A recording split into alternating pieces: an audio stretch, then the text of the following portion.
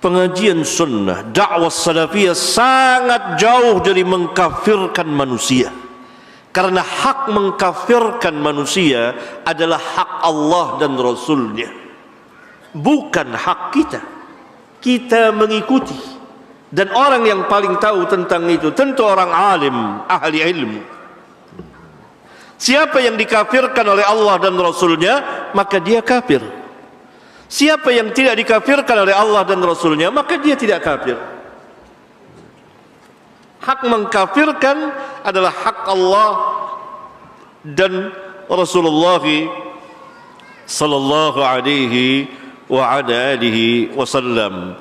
Maka ahlus sunnah tidak gampang, tidak seenaknya, tidak semaunya, tidak mengikuti hawa nafsunya, tidak dengan kebodohannya mengatakan langsung fulan kafir, tidak. Tapi kalau penjelasan secara umum, perbuatan ini kalau dilakukan adalah kafir. Yakni pengkafiran ada dua macam. Pengkafiran secara umum, perbuatan ini kalau dilakukan oleh manusia dia kafir. Ada yang ta'yin, ditentukan ABC-nya, fulan kafir. Ini perlu ditegakkan hujjah kepada fulan. Dan ini manhaj para sahabat ridwanullah alaihim jami'an. Adapun ahli bid'ah itu sangat mudah, ringan sekali mengkafirkan, karena manhaj mereka dibina atas dasar kejahilan dan hawa. Siapa yang tidak sepaham kepada mereka, maka mereka mengkafirkannya. Contoh yang terbaik bagi kita adalah para sahabat ridwanullah alaihim jami'an. Ketika Khawarij mengkafirkan mereka, mengkafirkan Ali, mengkafirkan Muawiyah, mengkafirkan Amr bin As, bahkan yang sebelumnya Utsman bin Affan dan lain-lain para sahabat radhiyallahu anhum, apakah Ali bin Abi Thalib dan kawan-kawannya membalas mengkafirkan mereka juga? Jawabnya tidak. Lihat keadilan para sahabat. Khawarij mengkafirkan Ali,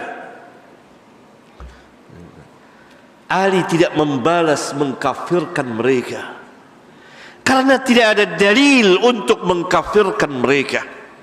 Oleh karena itu hadis-hadis Khawarij yang Nabi SAW katakan yamruquna minal Islam, mereka keluar dari Islam seperti anak panah keluar dari busurnya, demikian cepat.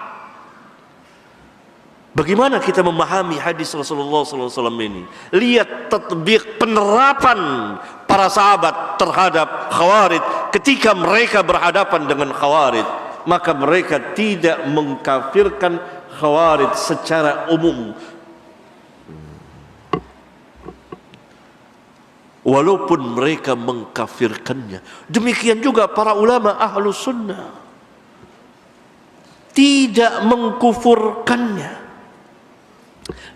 Tarikh telah berbicara dari perjalanan warasatul anbiya. Syekhul Islam Ibn Taimiyah rahmatullahi alaih, mahkotanya ulama salaf, orang yang banyak menjelaskan tentang dakwah salafiyah pada masanya saat dakwah ini tidak dikenal oleh manusia, maka dia dikafirkan, disesatkan oleh begitu banyak kaum madzhab. Tapi apakah Syekh membalas mengkafirkan dia? Mereka tidak. Bahkan Syekh memberikan uzur.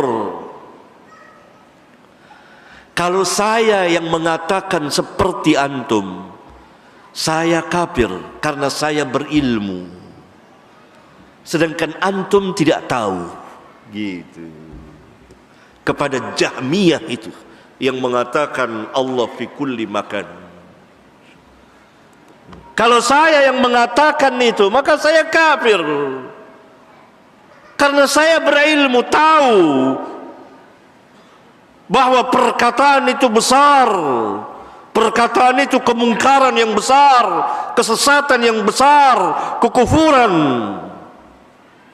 Saya berilmu, kamu yang mengatakan kamu tidak tahu. Begitu kurang lebih makna perkataan Syekh.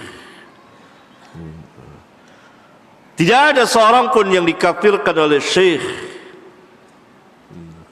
Walhal Syekh sampai hari ini dikafirkan oleh kaum madzhab,